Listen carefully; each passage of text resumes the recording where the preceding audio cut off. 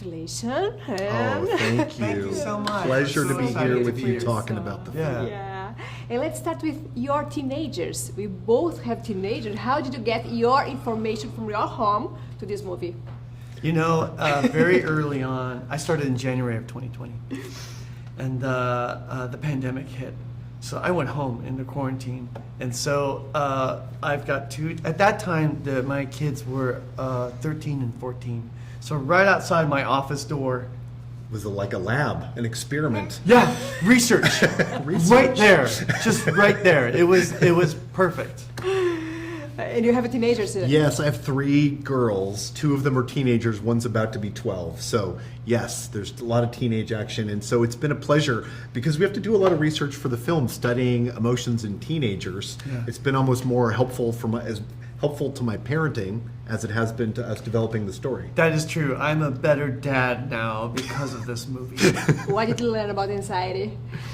Oh, what did I learn about anxiety? Yeah. A lot. You know, I think the main thing I learned is that our anxiety is there to help and protect us, and it can get out of control. You know, because like there's an element of anxiety that's good.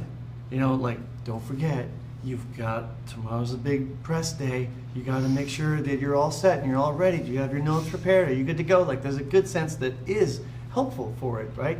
But then it can go out of control, and it can go, what if it goes wrong? What if this happened, and this happened, and that happened? You can end up fired, you know? Like, it can spin out of control and take over. Mm-hmm. And so I think learning how to best manage anxiety is the main thing I've learned on this film, that Yes. we've put in the film that we want to put out into the world. Mm-hmm. Can you manage your anxiety? I try my best. I'm making a movie about anxiety, and I'm still having to deal with it. Yeah, we've learned though that you can't banish it. That's the thing.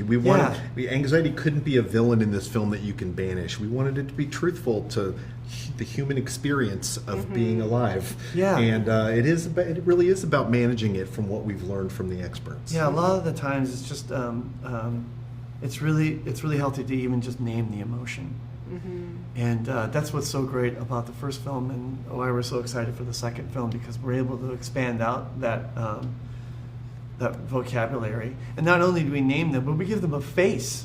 You know, we know what they like kind of look like now, and I'm really excited for the designs of the new emotions. Anxiety in particular is super fun, because I think when we first started to work on it and design it, I'm like, yeah, that's it. That's what it looks like. It's like what it feels like. Yeah. And you also talked to some researchers about that. Could you Yes. explain who? Yes. How was that? Yeah. Yeah. Dacher Keltner is a professor at UC Berkeley. He was the expert that we leaned on the first Inside Out as well 9 years ago, and his life study is emotions. And he was an incredible sounding board for us and for Kelsey as we were exploring, like, what are those emotions that come on the strongest in your teenage years? Maybe they've been around before, but now they're really stepping up, and now you're feeling them more than you ever have. Yeah. Mm-hmm. And do you think you are talking more about anxiety now, or you have more anxiety now?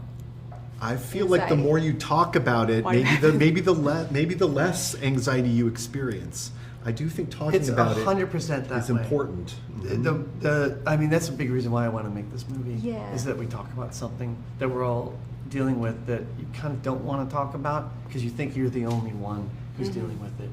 And that's a big reason why I want to make this movie, is that so that everybody can talk about these feelings that you have inside you, especially teenagers, because it's hard to get teenagers to talk at all, let alone about their emotions. And what better way to do it than through a funny, humorous story? Yes, in the true Pixar way, we wanted to make this entertaining and universal and relatable, but we wanted to take audiences on a really fun adventure in this film that also touches on these kind of deeper emotional truths. Have your kids saw this movie already or not? They haven't seen the final film. I've kind of kept them away a little bit. I show them stuff like here and there, mainly to make sure, like, is this right? Is this true? But for the most part, I haven't seen anything. Yeah, so I hope they're- we get to surprise them very soon. And how did you choose the characters, the main characters, like Anxiety and the others that you have in this movie? I remember making a list of all. I knew I wanted to do new emotions that show up now that Riley's a teenager, and so I made a whole list of all these possibilities of what we could do, and I narrowed in on the emotions that were true to this age. Deckard really helped out with that too. I go, okay, which one? I had them written over my shoulder on the wall when we were meeting, and he looked over my shoulder. He's like, "What are all those?" I go, "Oh, these are the new emotions I'm thinking about having, options."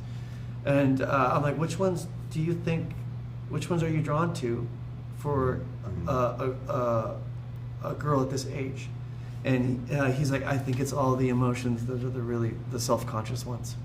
All the ones that you start to look at yourself and compare yourself to others. He goes, those are the ones that drive at this age.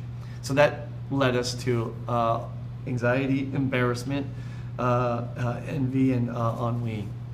And do you think the teenagers can see themselves, kids can prepare themselves also to be teenagers watching this movie? I think so. You know, we had a trust that we put together of teenage girls that helped us as we were developing the film. They stayed with us for 3 years, and every 4 or 5 months we'd show the film to them and see if they would relate to what we were doing. We'd ask them, is this what it feels like? What bumps for you? What doesn't feel real and authentic? And they really helped us understand, I think, what they connected with the most. And a lot of it was the things that we connect with as adults also. So it's definitely not a movie just for teenagers, but we also value the authenticity of having it feel real to teenagers now, because it's maybe been a few years since we were teenagers. Really? A couple, just a couple years. Me too. And how hard is to make a sequel for an Oscar winner movie? You know, making movies here at Pixar is always difficult because making movies is really hard. Any movie, but making a movie with a Pixar name on it, there's always this expectation that it has to be at a certain level, and so I'm so used to trying to hit a high bar, but with this film, you're following a film that everyone loves. And the best you can do is just try to look down and focus on the story and tell the best story that you can. And I do that by looking at myself and trying to dig out the emotions that I felt that at that age and that my teenagers feel now, and try to put that up on screen in the most emotional and fun way possible. And if I do that, and if I speak from a real honest place and put myself into the film, that's what's going to make it a great movie, and one that's going to help a lot of people in this world. And I'm excited to do that with this film because that's what the first film did, and I'm excited to do that for teenagers and for all the teenagers that are in you and I. And more than anything, we want folks to come out when it opens and see it in theaters and connect with it on their own. So we're thrilled to be putting this movie out into the world. It's been something we've been cooking up for a lot of years, and I think we've got a very lovely film on our hands that we can't wait to share. Perfect. Thank you so much. Okay. Thank you.